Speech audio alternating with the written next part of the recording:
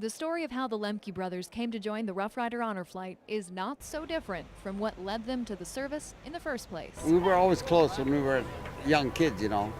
We grew up together, and I thought, well, why not? He said, why did you sign up? I said, well, I thought it over and said, why not, you know?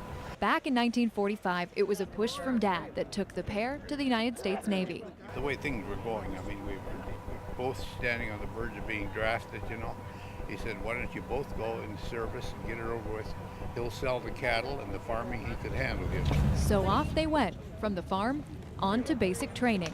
We were separated after we got through our boot training, and we reported back. From then, it was letters that kept the two in touch. Victor serving as a Navy cook, and Vernon as a molder, working aboard repair ships and eventually deep sea diving. Like a little North Dakota boy would do, put up his hand, first one there.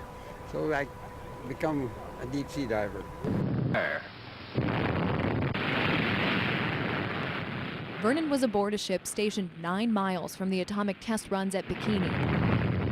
We stood out in front of the ship and we watched the bomb. We felt the radiation heat. It was just like you go to an oven and you open a door and that blast of heat just hit all of us. But nobody knew anything about radiation those days, you know. The Lemkes served at the tail end of the war, returning home to Mott, where they would farm for decades just a half-mile apart. Back to the farm, and Dad split up the land, and we each bought a little more land.